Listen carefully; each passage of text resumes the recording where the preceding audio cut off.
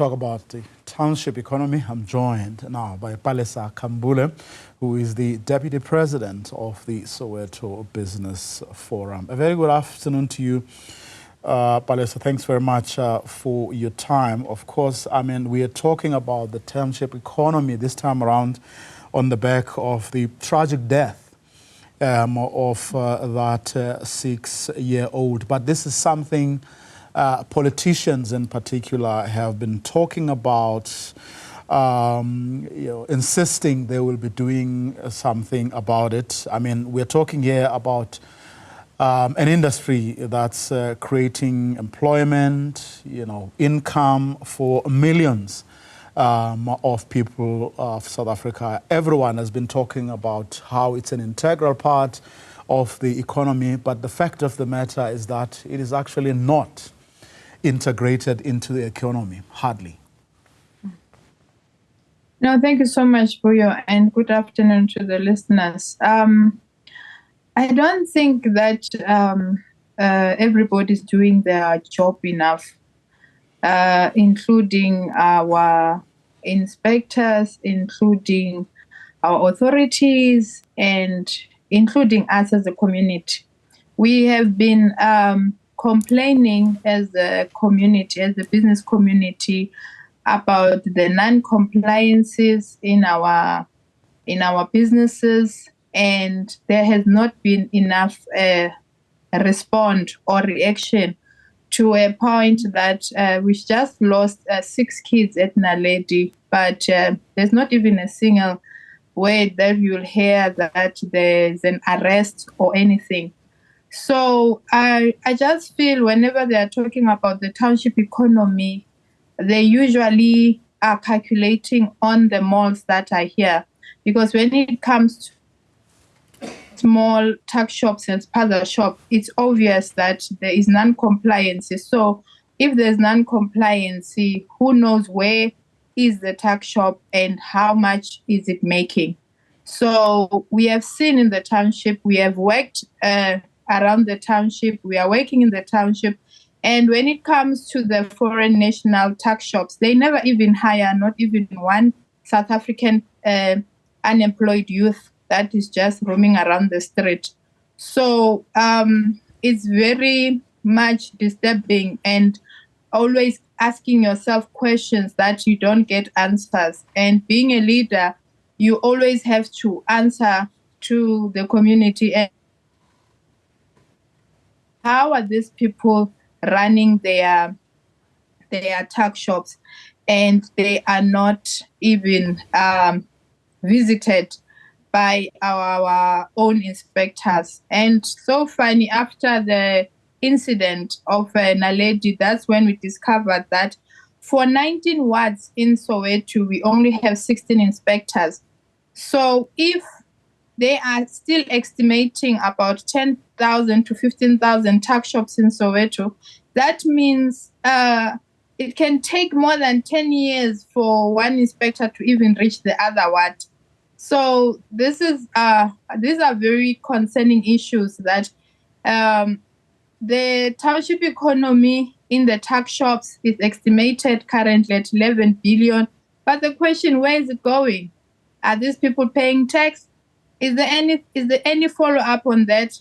Nothing. So it's not true that foreign nations, if they are leaving the township or they are here in the township, it's growing the economy, because even if it's growing, but what is it doing and where is it going? In fact, yesterday when we were talking about Department of Health officials who had descended on the township, someone wrote after one interview that those officials that are inspecting Spaza shops in Naledi must not only do this now because kids have lost their lives, but must do it monthly or even in the future, please, and other provinces must adopt this method. I think underscoring the point you made, that the way it is being done, where it is being done at all, is actually hopefully inadequate or insufficient for given what has been happening, including the unfortunate deaths of many children, but also what everyone seems to agree is the importance of the township economy, given the numbers of jobs that it has been able to create, the country's unemployment rate, and of course the informal economy's contribution to the GDP. It's true. After the death of our kids in Naledi, our government has sent, I think, about 80 inspectors going around Soweto. But so the tuck shops have been closed already by the community because the community is very angry. Nobody's happy about the situation, and everybody is shifting the blame to everyone. And I don't understand when they are saying it has changed the lives and the unemployment rate in so. Yeah, we've been asking the structures of those foreign nations that can't you then give jobs that to our unemployed youth, and they've never responded. I've never seen one person working there, so I don't understand when they're talking of that it has helped in terms of of the rate of unemployment. We are still having the same rate that we had even 3 years ago of the unemployment, which is 4% of our youth that is not employed. So I honestly don't understand. If somebody then cannot even know how many licenses are here out of those Spaza shops, then how will they know how much is made and how many people have been employed? I think here you have obviously a number of people or structures that are not working, or the people who run them actually don't do a good job of it, because you are talking about anything from our porous borders and how to make sure that those who are entrusted with that responsibility actually do what is expected of them. You're talking about business development. You're talking about empowerment of communities. You're talking about your departments of labor, your local government entities that have to do the inspections, that have to ensure that, things are regulated. In other words, it's a whole, there are a lot of people who are, or at least should be involved, who are clearly, a great majority of them, aren't doing what they're supposed to do. And you have a situation where, in this instance, for example, you had those community members earlier in the clip that we played actually taking responsibility for not being able to vet these individuals, yet they do not know the know-how, but also the capacity to actually do that. Government entities, in the main, are the ones who are supposed to be doing this. That is true, Vuyo. The responsibility is for everyone. To welcome our brothers that are coming from outside of South Africa. We have welcomed them in our communities, in our homes. We have trusted them, and we even supported their businesses. And we did that with a full trust and confidence that what we don't know, there is somebody that knows the law. We know that South Africa is very much having and governed by the laws in different sectors. But on this issue, it has not been done properly. When you look at the Naledi situation, where the owner of the tuck shop is still said that he's even a asylum seeker, he's even illegal in the country. So that means most of the authorities, no one was doing their job.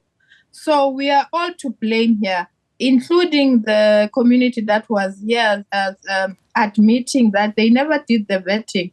Nobody does the vetting because we are just having open hearts and open mind and saying now we are accommodating our own brothers that are coming and then they are starting business and we are supporting. But the problem that we are now facing is that the people that we have welcomed them, if now we are saying that because you are not doing things in the right way, then you have to leave, then we are labeled and said we are xenophobic. Whereas when the time we welcome them, we are not xenophobic. We are just good citizens in South Africa. So it doesn't matter who breaks the law. Even if you are a foreigner or not a foreigner in South Africa, if you break a law, the law must take its course. And that is why it's making even maybe the community to be very angry. It's because even last year, this time, we had 3 deaths with the same issue that has happened with the 6 children. But till today, there's no arrest for you. We've never heard of anything saying that those people were arrested. We just hear investigations are going on while people are outside. And then that will even make the community more angry. That means the lives of us as the community, especially the black community, does not matter. It doesn't matter.